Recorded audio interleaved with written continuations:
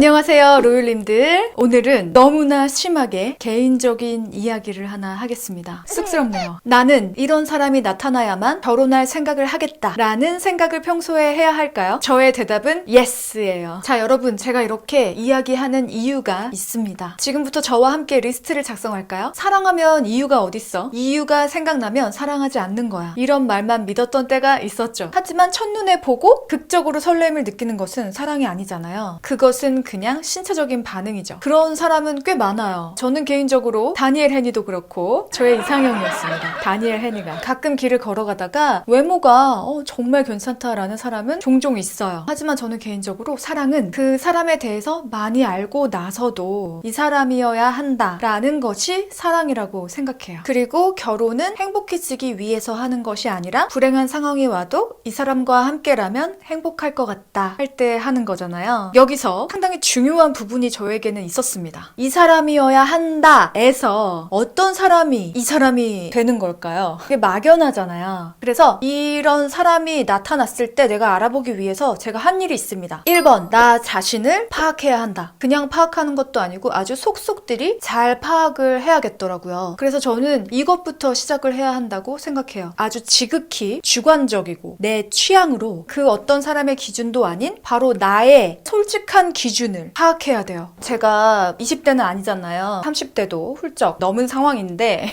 생각보다 제가 꽤 나이가 먹었음에도 불구하고 저 자신에 대해서 알고 있지 않더라고요. 그래서 아주 자세하게 생각하기 시작했습니다. 여러분도 같이 한번 해보세요. 너무 조항이 많기 때문에 제가 메모해 놓은 게 있어요. 이걸 보고 같이 할게요. 1번, 나는 어떤 것을 가장 중요하게 생각하는 사람인가? 어떤 가치관을 가지고 있는 사람인가? 2번, 내가 사랑에 빠지는 외모 스타일은 어떤 스타일인가? 생각만 해도 행복하죠? 3번, 결혼을 한다면 어떤 점을 가장 중요하게 생각할 것인가? 4번, 내가 끝까지 용서하지 못하는 것은 무엇인가? 이 조항들을 아주 꼼꼼하게 노트에 적었습니다. 여기서 중요한 거는 아주 꼼꼼하게, 확실하고 자세하게 남의 눈치 보지 않고 사회적인 시선 고려하지 않고 나 자신과 가장 솔직하게 만나는 시간을 가졌던 거예요. 자, 여기서 하는 실수가 있어요. 나이가 차면 주변에서 하도 결혼해야지, 결혼 언제 할 거니, 넌 언제 결혼할 생각이니 라고 하니까 내가 신경을 쓰지 않는다고 하더라도 은근히 스트레스를 받게 되는 거예요. 그래서 그것에 대해서 제가 좀 부담감을 느끼게 되더라고요. 저만의 기준이 있고 잘 흔들리지 않는 성격인데도 불구하고 모든 사람들이 다 그러니까 이게 약간씩 흔들리면서 나의 리스트 안에서 경중을 따져서 배제하고 있더라고요. 그런데 여러분, 결혼은 나이가 차서 하는 것이 아니라 사랑하는 사람을 만났을 때 하는 거라서 절대로 그런 실수를 하면 안 돼요. 무엇 하나 작은 것이라도 삭제하면 안 됩니다. 결국에 그 삭제한 사항이 나의 발목을 잡게 되더라고요. 눈치 보지 마세요. 자, 지금부터 지극히 개인적이고 주관적인 저의 리스트를 공개하겠습니다. 여러분도 같이 해보자고요. 1번, 내가 사랑에 빠지는 외모 스타일.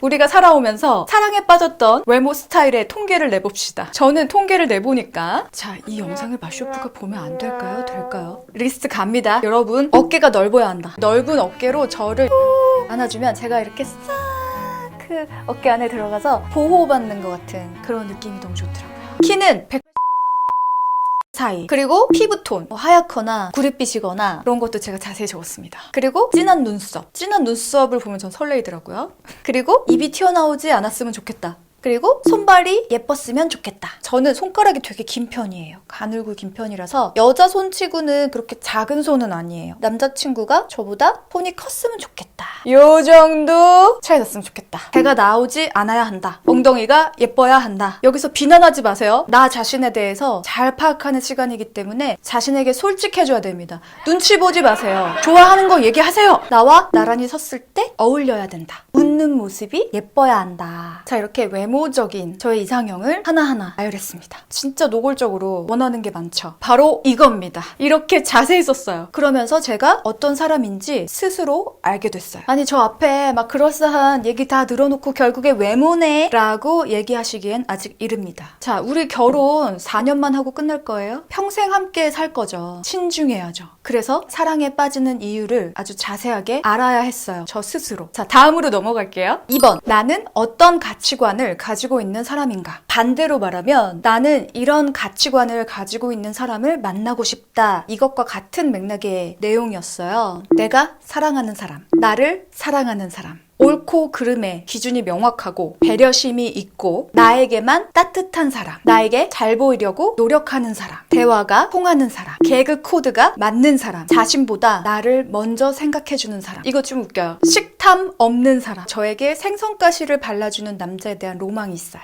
욕하면 안 되고요. 욕먹을까봐 괜히 전전긍긍하고 있다. 자신의 일을 열심히 하고 즐기는 사람, 책임감이 있는 사람, 동식물을 사랑하는 사람, 취미가 건전한 사람. 이거 되게 개인적인 겁니다. 나와 듀엣을 할 수 있는 노래 실력을 가지고 있는 사람, 악기 하나는 다룰 수 있는 사람이었으면 좋겠다. 저는 꿈이 있습니다. 제가 딸 하나만 낳을 건데요. 저도 악기 하나를 다룰 줄 알거든요. 피아노를 다룰 줄 아는데 뭐 남편은 뭐 기타를 다룬다든지 딸은 뭐 플룻이나 바이올린 뭐 아무거라도 괜찮습니다. 이 세 명이서 각기 다른 악기로 밥을 먹거나 여가 시간 같은 때에 가족 음악회? 뭐 이런 거를 하면서 재밌게 놀고 싶어요. 그런 꿈이 있기 때문에 악기 하나 정도는 다룰 수 있는 사람을 원했습니다. 문화적으로 성숙한 사람, 미술관에 같이 가거나 클래식 공연에 가도 저와 대화를 할 수 있는 사람이 좋겠다라는 생각을 했습니다. 마초적인 성향이 있는 사람은 이렇게 경험을 해보니까 제가 날라차기를 날리더라고요. 그래서 운동신경이 좋거든요. 그리고 술, 담배를 안 하는 사람. 이 부분은 제가 살아오면서 가장 어려웠던 부분이에요. 세상에 술, 담배 두 가지를 다 안 하는 사람이 몇 명이나 있을까 이런 생각을 항상 해왔었습니다. 그리고 조신한 남자, 나대는 남자 별로 안 좋아해요. 뭐 부모님을 공경하고 뭐 이런 조항도 제가 썼던 적이 있는데 이건 너무 기본적인 거고 그렇게 뭐 강조할 만한 사항은 아닌 것 같아서 뺐습니다. 제가 쓴 이런 조항들은 상대방에게만 적용되는 것이 아니라 제가 스스로 그런 사람이 되기 위해서 항상 노력하기 때문에 그 합이 맞으려면 상대방도 이런 것들을 좀 중요하게 생각하고 이런 사람이어야겠다라는 생각에서 이렇게 쓰게 됐어요. 세 번째, 결혼을 한다면 어떤 것을 중요하게 생각하는가? 결혼이라 함은 성인이 되어서 자신의 독립된 가정을 꾸리고 평생 책임지고 함께할 사람이 생겼다는 거죠. 그 가정의 중심은 부부이고요. 우선순위는 남편과 아내이다. 이 기준을 명확하게 하고 나아가면 모든 사람들이 편해집니다. 그리고 저는 이 모습이 가장 바른 가정의 모습이라고 생각해요. 갑자기 결혼을 하려고 하거나 결혼을 하자마자 극심한 효심이 발동해서 상대방에게 효도를 강요한다든지 이제 너는 우리 집 가족이 되었으니 우리 집 가풍에 맞춰야 한다든지 이런 일은 없어야 한다. 모든 것은 리셋된다 입니다. 우리의 아이가 태어나도 부부가 우선이다. 두 번째, 사소한 것도 속이거나 거짓말을 하지 않는다. 나 몰래 뒤로 돈이 새어나간다든지 바람을 피운다든지 사랑이 생기고 난 다음에 믿음이 깨지면 사랑이 없어지더라고요. 많은 분들이 참고 산다고 하시는데 저는 아닌 것을 계속 참는 스타일은 못 되더라고요. 그래서 처음부터 서로에게 거짓말을 하지 않는다. 뒤로 호박씨 까지 않는다.